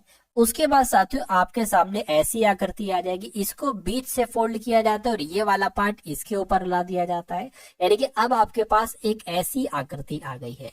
इसमें क्या होता है साथियों, इसमें एक यहाँ से होल कर दिया जाता है सर्कल टाइप का, एक ट्रायंगल टाइप का होल कर दिया जाता है, एक रेक्टेंगल टाइप का होल कर दिया जाता है। तो कुल मिला के अगर बात करते हैं, यहाँ पर आपसे इतनी सी बात पूछी जा रही है कि अगर साथियों ये क्या, अगर साथियों ये इसको ओपन करेंगे तो ये कैसा दिखाई देगा, ये कैसा दिखाई देगा मुझे बताइए। यानी कि ये चीज जब सर्किल यहाँ पर है तो सर्किल एक छोटा सा यहाँ पर भी आ जाएगा, ये ट्रायंगल यहाँ पर है तो साथियों एक ट्रायंगल मेरे हिसाब से यहाँ पर भी आ जाएगा, ये रेक्टेंगल है तो रेक्टेंगल साथियों एक यहाँ पर भी आ जाएगा। अब देखिए ऐसा कहाँ पर है, अब देखिए ये सर्किल आस पास है, लेकिन ये सर्किल टेढ़े बेढ़े हैं तो ये आंसर नहीं हो सकता। ये सर्किल यहाँ पर 2 सर्किल नहीं है तो ये भी आंसर नहीं हो सकता, ठीक है ना। चलिए अब देखिए जब एक तरीके से इसको ओपन करा जाएगा तो ये ट्रायंगल का मुंह इस तरफ है ना, तो इसमें सातों इस तरफ हो जाएगा ट्रायंगल का मुंह, यहाँ भी सातों ऐसा ही कुछ ट्रायंगल हो जाएगा। तो मैं कहूंगा ये ट्रायंगल तो ऊपर की तरफ भाग रहे हैं, लेकिन इसमें एक ऊपर की तरफ भाग रहा है, एक नीचे की तरफ भाग रहा है, और ऊपर नीचे जो भाग रहा है वो कौन से ऑप्शन में है साथियों, वो ऑप्शन नंबर सी वाले में है। तो जिनका भी आंसर सी है मुझे दिख रहा है, राजा, अमन, पूनम, लोकेश, अंशु, सम्राट, अमन, सोनू, सिया, क्रेटर, ठीक है, सभी का, पल्लवी, सिया, कृष्णा, क्या लिखा है, कृष्णा, अमन, संदीप, सभी का आंसर यहाँ पर बिल्कुल करेक्ट है ऑप्शन नंबर सी के साथ। अगला सवाल देखिए आपकी स्क्रीन पर है। तो अब साथियों आपको थोड़ा वेट करना होगा, यानी कि अब आपके मैथ के क्वेश्चंस यहाँ पर शुरू हो चुके हैं। ठीक है ना। तो मैथ के क्वेश्चन साथियों आपके यहाँ पर शुरू हो चुके हैं, तो बहुत तसल्ली से आपको ये सभी सवाल देखना है, क्योंकि आपको मालूम होना चाहिए कि मैथ के भी आपके 20 सवाल आ रहे हैं एग्जाम में। पूरे के पूरे साथियों 20 सवाल होंगे टॉप लेवल के। इन सभी सवालों को आप लोग देखिए और अपने एग्जाम को साथियों क्रैक कर डालिए। चलिए अब बात करते हैं साथियों इस सवाल की। कहा जा रहा है कि एक ट्रेन 108 किलोमीटर प्रति घंटे की चाल से, ठीक है, और दूसरी ट्रेन जो है ना, दूसरी ट्रेन 25 मीटर प्रति घंटे की चाल से, एक सेकेंड।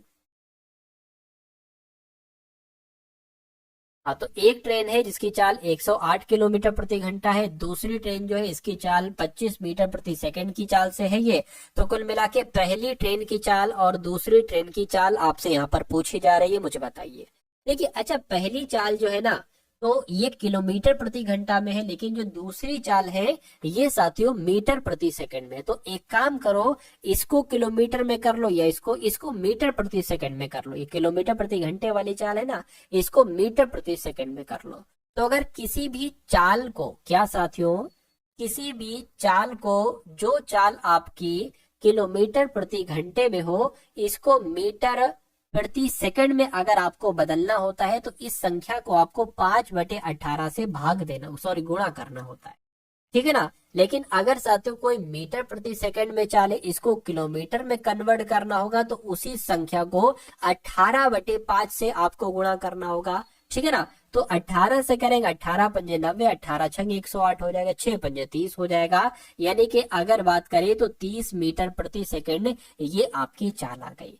तो पहली वाली ट्रेन की चाल 30 मीटर प्रति सेकंड हो गई, दूसरी ट्रेन की चाल दे रखी है 25 मीटर प्रति सेकंड है। इन दोनों चालों का अनुपात आपको बताना है। 5 से कट करेंगे 5 पंजे 25, 5 से कट करेंगे 5 छंग 30, तो कुल मिला के इन दोनों की चाल का अनुपात 6:5 आ जाएगा। और 6:5 कहां पर है? ऑप्शन नंबर सी वाले में है।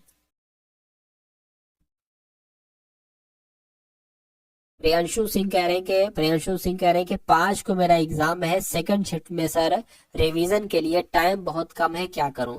5 तारीख तो कल है। तो अब आप क्या कर सकते हो, आपके सामने जो क्लास चल रही है आप इसको देख लीजिए, ठीक है ना। और फिर खाना वाना खा के आप आराम से सो जाइएगा।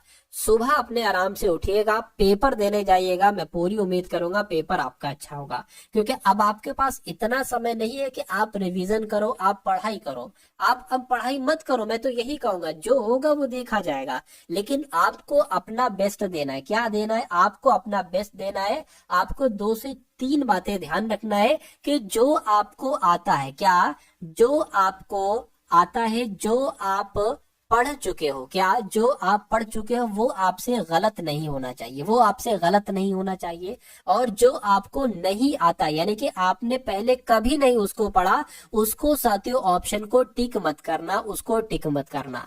यानी कि अगर आपको 100% सवाल में से क्या 65% सवाल आते हैं, तो आप 65% सवाल करके आ जाना, 35% को मत छूना, क्योंकि 65% में भी साथियों आपका सिलेक्शन हो जाएगा, ठीक है ना। तो कुल मिला के आप अब पढ़े मत, जो अभी क्लास चल रही इसको देख लो, फिर आराम से आप टेंशन फ्री हो जाओ।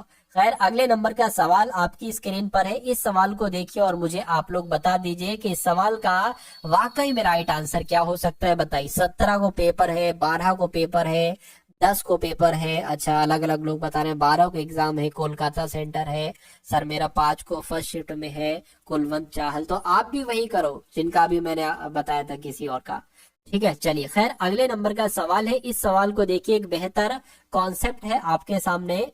इस सवाल में आपसे कहा जा रहा है कि एक मेज पर निर्माता 12% का लाभ कमाता है, ठीक है। थोक विक्रेता 15% का लाभ कमाता है और खुदरा विक्रेता 20% का लाभ कमाता है। यदि मेज का खुदरा मूल्य 1245 रुपए है, तो उसकी उत्पादन लागत आपसे पूछी जा रही है क्या है। तो अगर मान लीजिए उसकी उत्पादन लागत x है, मान लीजिए उसकी उत्पादन लागत x है, तो ये उत्पादन लागत पर ही तो साथियों वो निर्माता 12% का लाभ कमाएगा। तो अगर वो 12% का लाभ कमा रहा है, यानी कि वो इसको 112% में बेच रहा है, तो 112/100 हो जाएगा। उसके बाद वो थोक विक्रेता के पास आती है और वो थोक विक्रेता इसको 15% के लाभ पर बेचता है, यानी कि वो इसको 115% पर बेचेगा। ठीक है। उसके बाद वो खुदरा विक्रेता के पास आती है और वो खुदरा विक्रेता इसको 20% के लाभ पर बेचेगा, यानी कि 120% में बेचेगा। और उसके बाद वो जो बेचता है वो 1245 रुपए की वो वस्तु बेचता है। तो कह रहे कि उत्पादन लागत क्या, उत्पादन लागत x है, यानी कि इस पूरे को आपको कैलकुलेट करना है और x का मान बता देना है, वही आपका क्या होगा, वही आपका साथों बिल्कुल करेक्ट आंसर हो जाएगा। चलिए कोई दिक्कत नहीं है। तो अब साथियों यहाँ पर अगर बात करें, इसको बस आपको कट करना है। देखिए 20 से कट करेंगे, 20 छंग 120, 20 पंजे हो जाएगा। इससे 5 से कट करेंगे तो 5 दूना 10 हो जाएगा, ठीक है ना, 5 दूना 10 हो जाएगा, 5 3 आपका 15 हो जाएगा। ये बात क्लियर है, बिल्कुल क्लियर है। इसको अगर साथियों कट करेंगे, देखिए इसको कट करेंगे 50 और फिर 25 आ जाएगा। इसको अगर कट करेंगे क्या आएगा, देखिए जरा 112 है, 2 से कट करेंगे, ठीक है, 2 पंजे 10, 2 छंग 12 और 2 से कट करेंगे तो 28 आ जाएगा, यानी कि यहाँ पर 28 आ गया। अब आपके पास आ गया है x गुणा 28/25, 28/25 और 23/100 और 6 ये तो कुछ नहीं हो भाई, अच्छा हाँ 6/5 है ये तो, अच्छा ये तो इससे कट गया था ना, तो ये कुल मिला के 6 है। तो इतनी चीजें आपके सामने अब साथियों आ चुकी है और ये किसके बराबर है, ये साथियों 1245 के बराबर है। ठीक है, कोई दिक्कत नहीं। अब देखिए x बराबर पता है क्या हो जाएगा, x बराबर 1245, x बराबर 1245 गुणा, अब देखिए ये 25 है, ये 100 है, ये इधर गुणा में आ जाएगा, 25 गुणा 100 ये आपके नीचे ऊपर आ गया, और ये 28 गुणा 23 गुणा 6 ये नीचे आ जाएगा, 28 गुणा 23 गुणा 6 ये साथियों नीचे आ जाएगा। अब आप एक काम क्या करोगे, अब आप साथियों x का मान निकाल लोगे, यानी कि आप इसको कैलकुलेट कर दोगे। तो अगर साथियों हम मान लीजिए यहाँ पर 1245 गुणा अगर 25 करते हैं, क्या गुणा अगर 25 करते हैं तो कितना निकल कर आ जाएगा साथियों, कितना निकल कर आ जाएगा, या इसको और छोटा कर ले, एक काम करें, देखिए 3 से कट करते हैं, 3 दूना 6 हो जाएगा, 3 चौक 12 हो गया, 3 एकम 3 हो गया, 3 पंजे 15 हो गया, ठीक है ना। 2 से कट करेंगे आपका 50 आ जाएगा, यानी कि अब अगर बात करें, अब 415 आ गया, 415 है ना ये, हाँ 415 है। तो 415 और ये क्या है 25, तो साथियों 415 गुणा 25 और गुणा 50, गुणा 50 ये कितना आ जाएगा साथियों, ये आपका 5 18 750 आ गया। और ये क्या आ गया 28 गुणा 23, क्या 28 गुणा 23 की अगर बात करें तो ये 644 आ गया। इसको भाग करोगे कितना आ जाएगा, देख लीजिए साथियों, मैं कैलकुलेट करके आपको बता देता हूँ। 750 भाग 644, तो कुल मिला के 805 आए, यानी कि 805 पॉइंट करके कुछ आंसर आपका आया है। तो 805 करके कहां पर लिखा हुआ है, ऑप्शन नंबर ए में लिखा हुआ है। तो ये क्या होगा, ये आपका बिल्कुल करेक्ट आंसर हो जाएगा। चलिए देवराज यादव कह रहे हैं कि सर मैं खेत से देख रहा हूँ, आपका क्लास कॉपी पे नहीं है। अच्छा भाई, ये तो बहुत तगड़ी बात आपने कह दी, खेत से अगर आप इस टाइम वाकई में इस वीडियो को देख रहे हैं तो ये बहुत अच्छी बात है। चलिए कोई दिक्कत नहीं है, ठीक है, पढ़ाई करिए, कुल मिला के कहीं आप पढ़ाई कर सकते हैं, पढ़ाई करिए, क्योंकि ठीक है। अब मैं क्या कहूँ भाई, स्पीचलेस कर दिया आपने, स्पीचलेस। अगला सवाल है करके, एक दुकानदार 320 रुपए प्रति किलोग्राम और 240 रुपए प्रति किलोग्राम की कीमत वाली चाय को दो किस्मों यानी कि 9:11 के अनुपात में मिलाता है। पहले वो क्या करता है साथों, मिलाता है। सर आप बहुत अच्छा एक्सप्लेन करते हैं भाई, शुक्रिया आपका। अब देखिए इस सवाल को देख लीजिए, इस कॉन्सेप्ट पर आधारित भी आपसे एक सवाल पूछा जाएगा, तो ऐसे कॉन्सेप्ट पर आधारित सवाल को आप किस प्रकार से कर सकते हैं, ये आप लोग यहाँ पर देख लीजिए, आपके लिए अच्छा रहेगा, फायदेमंद रहेगा आपके लिए। देखिए कह रहे कि एक दुकानदार है, वो 320 रुपए किलोग्राम वाली भी उसके पास चाय है और 240 रुपए प्रति किलोग्राम वाली भी उसके पास चाय है, लेकिन वो इसको 320 रुपए वाली को 9 के अनुपात में मिलाता है, यानी कि 320 गुणा 9 हो जाएगा। और उसी प्रकार साथियों 240 वाली को 11 के अनुपात में मिलाता है, यानी कि प्लस 240 गुणा 11 हो जाएगा। यदि वह इस मिश्रण को 325 रुपए में बेच देता है तो उसका लाभ क्या होगा, आपसे पूछा जा रहा है। बटे में पता क्या आएगा, बटे में दोनों का अनुपात आ जाएगा, 9 11 है ना, 9 + 11 आ जाएगा। तो ये निकलेगा साथियों जितने में, ठीक है ना। चलिए तो इसको साथियों एक बार आप लोग कैलकुलेट कर लीजिए। इसको अगर कैलकुलेट करेंगे तो नीचे क्या आ जाएगा, नीचे आपका तो 20 आ जाएगा, ऊपर क्या आ जाएगा, ऊपर 0 आ जाएगा, 9 दूना 18, 18 का साथियों यहाँ पर 8 आ जाएगा, ठीक है ना। एक यहाँ पर आ जाएगा 9 3 27 और एक 28, यानी कि 2880 इधर हो गया। 240 की 11 से गुणा करना है तो साथियों इसको भी आप लोग कर दीजिए।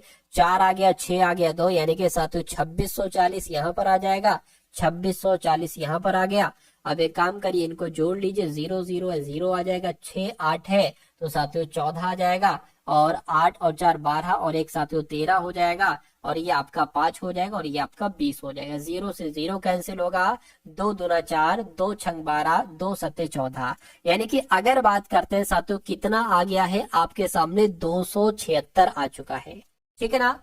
यानी कि अगर बात करें ऐसे ऐसे वो बेचता है तो वो चीज साथियों 276 रुपए प्रति किलोग्राम चाय बिकती है, लेकिन वो 276 रुपए प्रति किलोग्राम ना बेचकर 325 रुपए प्रति किलोग्राम बेचता है, तो उसका लाभ क्या होगा, बस इतनी सी बात आपसे पूछी जा रही है, ठीक है ना। तो साथियों 325 में से घटा लीजिए, 325.68 में से 276 साथियों घटा लीजिए, 6 8 आ गया, और ये 9 आ जाएगा, और ये साथियों 31 हो जाएगा, यानी कि 4 आ जाएगा। तो कुल मिला के 49.68% का उसको लाभ होगा, लेकिन इस लाभ को आपको प्रतिशत में बदलना है, ये यहाँ पर कहा गया है।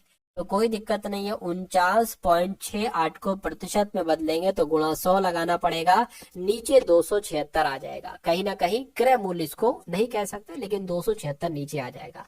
पॉइंट लगा है, पॉइंट हटाएंगे, नीचे 2 0 बढ़ा लेंगे, 100 लगा लेंगे, इन 2 0 से ये 2 0 आपके कैंसिल हो जाएंगे। अब इसको कैलकुलेट करिए, 2 से कट करें, 2 दूना 4, 2 चौक 8, 2 अट्ठे 16, 2 चौक 8 हो गया, 2 एकम 2, 2 तिया 6, 2 अट्ठे 16, 2 से और कट करेंगे, इसको कट करेंगे तो 2 एकम 2, 2 दूना 4, 2 चौक 2 दूना 4, इसको कट करेंगे, 2 छंग 18, और 2 नीम कितना हो जाएगा, इतना हो जाएगा। इतनी बात साथियों क्लियर है, यहाँ तक आपकी अगर सवाल साथियों समझ में आ गया है तो बहुत अच्छी बात है। चलिए अब देख लेते हैं साथियों, देखिए 69 दूना तो ज्यादा हो जाएगा, 69 एकम 69 हो जाएगा, ठीक है ना, 69 एकम 69 हो जाएगा। अब कितना बचेगा, 124 में से 69 जाएगा, 124 में से 69 जाएगा तो 55 बचेगा, यानी कि ये 552 हो जाएगा। तो अगर बात करें साथियों 552, लगभग 69 अट्ठे 552 हो जाना चाहिए, यानी कि यहाँ पर 18 आ जाएगा, ठीक है। तो 18% कहां पर लिखा हुआ है, 18% साथियों ऑप्शन नंबर डी में लिखा हुआ है, तो ये आपका बिल्कुल करेक्ट आंसर हो जाएगा,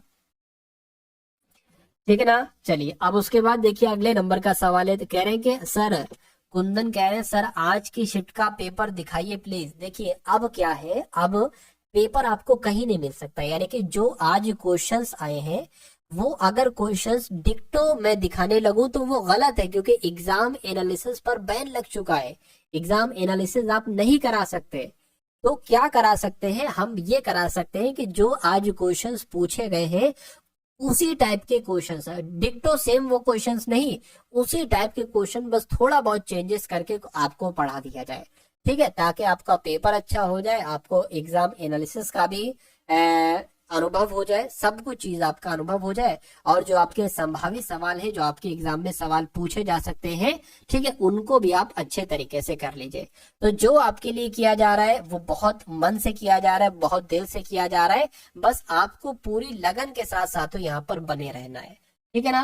खैर अगले नंबर का सवाल आपके स्क्रीन पर आ चुका है, इस सवाल को देख लीजिए और मुझे बता दीजिए कि सही जवाब आपका क्या हो सकता है, बताइए। चलिए हाँ, तो क्या कहा जा रहा है, कह रहे कि विपरीत दिशा में समानांतर पटरियों पर 48 किलोमीटर प्रति घंटा और 52 किलोमीटर प्रति घंटा की चाल से चल रही दो रेलगाड़ियां 27 सेकंड में एक दूसरे को पार कर जाती हैं। यदि एक रेलगाड़ी की लंबाई 350 मीटर है तो दूसरी रेलगाड़ी की लंबाई क्या होगी। यानी कि कहने का मतलब है एक रेलगाड़ी यहां से चली है और दूसरी रेलगाड़ी यहां से चली है। जो इधर से चली है इसकी चाल कितनी है, 48 किलोमीटर प्रति घंटा है। और जो इधर से चली है इसकी चाल क्या है साथियों, इसकी चाल 52 किलोमीटर प्रति घंटा है। कितनी है, 52 किलोमीटर प्रति घंटा है।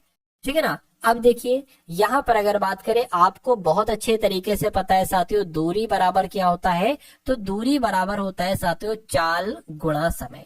चाल गुणा समय एक कॉन्सेप्ट मैं आपको बता देता हूं। अगर कभी भी ऐसी सिचुएशन आ जाए कि एक रेलगाड़ी इधर से एक रेलगाड़ी इधर से आपस में आएंगी तो ये टकरा जाएंगी, तो ये प्लस हो रही है। तो कुल मिला के चाल को हमें क्या करना पड़ेगा, चाल को हमें प्लस करना पड़ेगा। 48 प्लस 52, 48 प्लस 52, 52 कितनी हो जाएगी, चाल कितनी हो जाएगी, चाल साथियों आपकी 100 किलोमीटर प्रति घंटा हो जाएगी। अब देखिए लंबाई आपसे पूछी जा रही है, ठीक है ना। तो दूरी पता क्या होगी, ऐसे सवालों में दूरी पता क्या होती है, दूरी साथियों क्या होती है, दूरी होती है पहली ट्रेन की लंबाई प्लस दूसरी ट्रेन की लंबाई। तो पहली ट्रेन की लंबाई 350 है, ठीक है, 350 है, प्लस दूसरी ट्रेन की लंबाई नहीं पता है तो एल लिख देते हैं। तो यहाँ पर हमें साथियों क्या, अच्छा समय भी यहाँ पर दे रखा है। समय कितना दे रखा है, समय आपका दे रखा है 27 सेकंड। 27 सेकंड ये साथियों समय भी दे रखा है। तो क्या दिक्कत है, वही चीज लगा दो, दूरी बराबर चाल गुणा समय। तो दूरी कितनी है, दूरी साथियों 350 प्लस एल है। क्यों है ये मैं आपको बता चुका हूँ, 350 प्लस एल। दूरी बराबर चाल गुणा समय। चाल कितनी है, चाल तो भैया 100 किलोमीटर प्रति घंटा है। और समय कितना है साथियों, समय आपका यहाँ पर 27 है। समय कितना है, 27 है, ठीक है ना। अब एक काम करिए, समय भी मीटर प्रति मतलब समय सेकंड में है और ये भी मीटर में है। तो ये किलोमीटर प्रति घंटे में क्या कर रही है चाल, इसको भी मीटर प्रति सेकंड में बदल लो। इसलिए 5/18 से इसकी गुणा कराना पड़ेगी और ये किलोमीटर प्रति घंटे की जगह क्या हो जाएगी साथियों, मीटर प्रति सेकंड में हो जाएगी।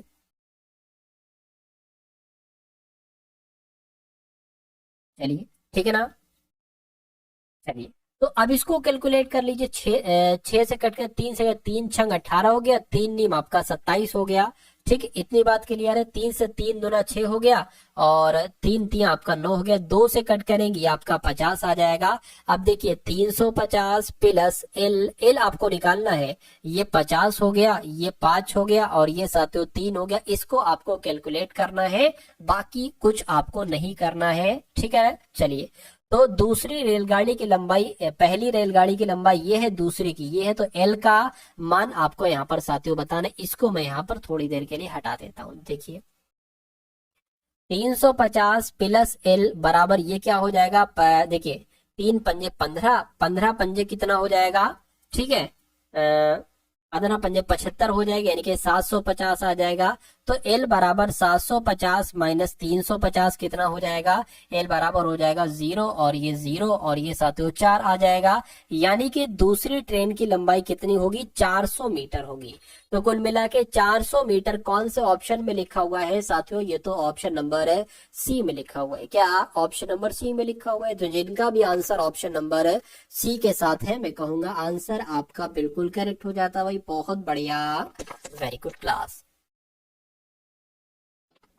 चलिए नेक्स्ट नंबर का सवाल है। बस 2-3 1-2 क्वेश्चन और बचे हैं साथियों, उनको आप लोग देख लीजिए। उसके बाद साथियों आप लोग आराम करिएगा, ठीक है। अगर आपका पेपर कल है तो आप लोग आराम करिएगा, वरना साथियों मैं आपको चीज बता दूंगा, एक चीज बता दूंगा, उसको आप लोग जाकर करिएगा, ठीक है, कोई दिक्कत नहीं है। यहाँ पर साथियों आपसे कहा जा रहा है कि एक वस्तु का अंकित मूल्य 750 है। एक वस्तु का अंकित मूल्य अगर 750 है, ऑफ सीजन में इसे 722 रुपए में बेच दिया जाता है। यानी कि मतलब 750 रुपए की है भाई, लेकिन मैं आपको 720 रुपए, 760 रुपए की है, लेकिन मैं आपको 722 रुपए की दे दूंगा। तो कितनी छूट दी गई, तो कितनी छूट दी गई, 760 में से 722 को घटा दीजिए, आपको पता चल जाएगा कितनी छूट दी गई है। क्या आपको पता चल जाएगा साथियों कितनी यहाँ पर छूट दी गई है? तो 10 में से 2 जाएगा, 8 बचेगा। अभी आपका 75 हो गया, 75 में से 72 जाएगा 3, यानी कि 38 रुपए की छूट दी गई। लेकिन आपसे ये नहीं पूछा जा रहा कि कितने रुपए की छूट देगी, आपसे पूछा जा रहा है कि उस छूट को प्रतिशत में बदलिए। तो इसको हमें प्रतिशत में बदलना है, तो 100 से गुणा करेंगे। उसके अलावा नीचे क्या रखेंगे? नीचे आपका साथियों 760 हो जाएगा। क्या 760 हो जाएगा? अब इसको आपको साथियों कैलकुलेट करना है, ठीक है ना। अब जीरो से ये जीरो कैंसिल हो जाएगा, 38 से कम 38, 38 दूना साथियों 76 हो जाएगा। 2 से कट करेंगे 5 आ जाएगा, यानी कि 5% की क्या दी गई है? 5% की साथियों यहाँ पर छूट दी गई है। तो 5% की छूट कौन से ऑप्शन में है? तो ऑप्शन नंबर सी वाले में है भाई। बहुत बढ़िया, वेरी गुड क्लास। अगला सवाल आपकी स्क्रीन पर है, इस सवाल को देखिए साथियों, और आप लोग यहाँ पर मुझे बताइए कि आपका राइट आंसर क्या हो सकता है। ये क्वेश्चन बहुत शानदार है, अच्छा है। चलिए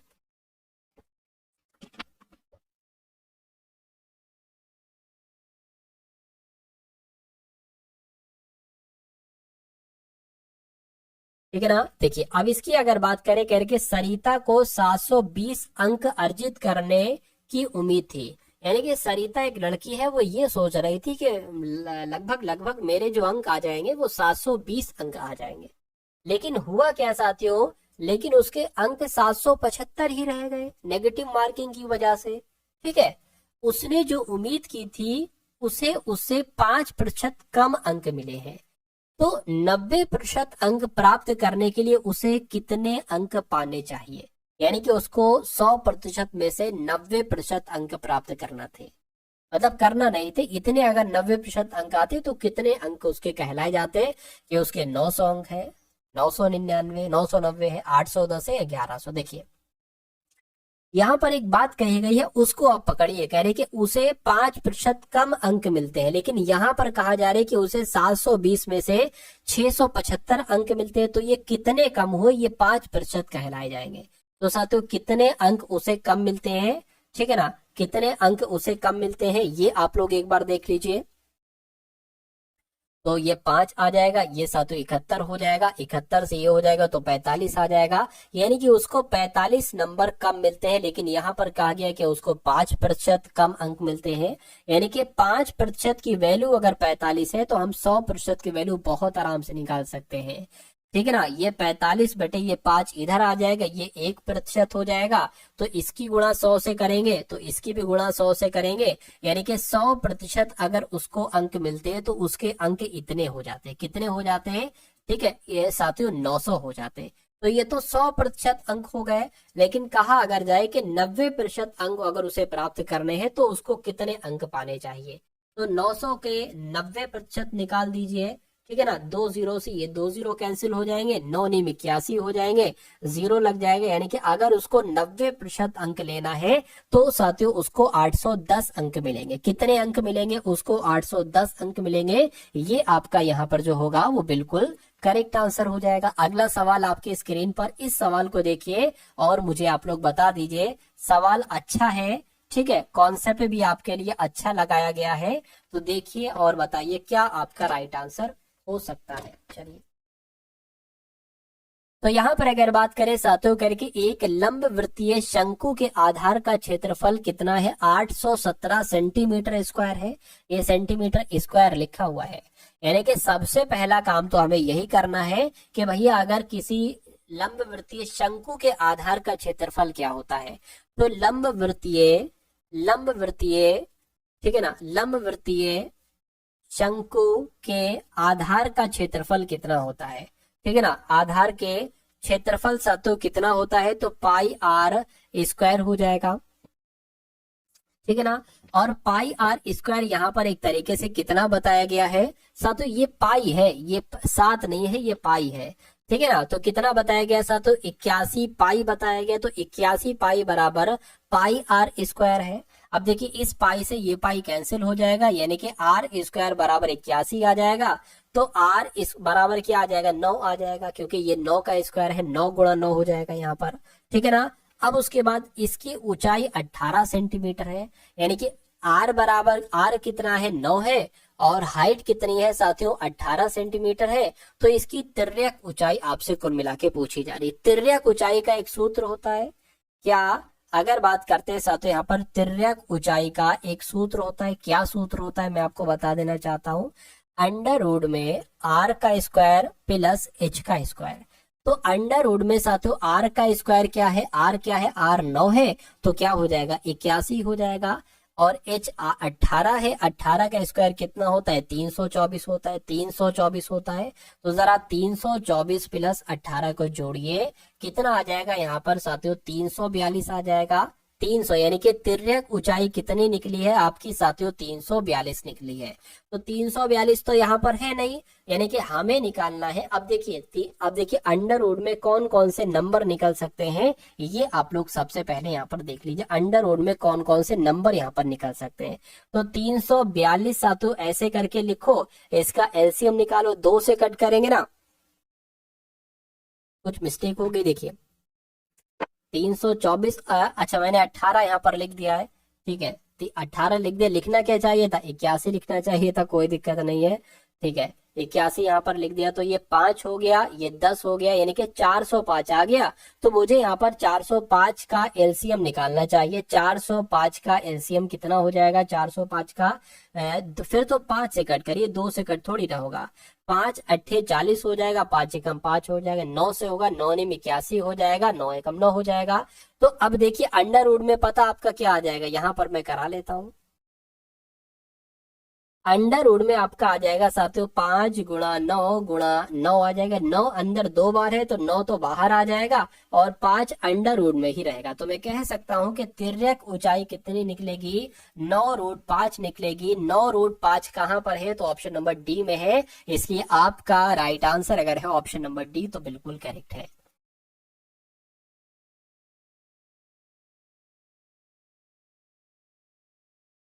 चलिए ठीक है ना, चलिए भाई बहुत बढ़िया, वेरी गुड क्लास। तो ये साथियों आप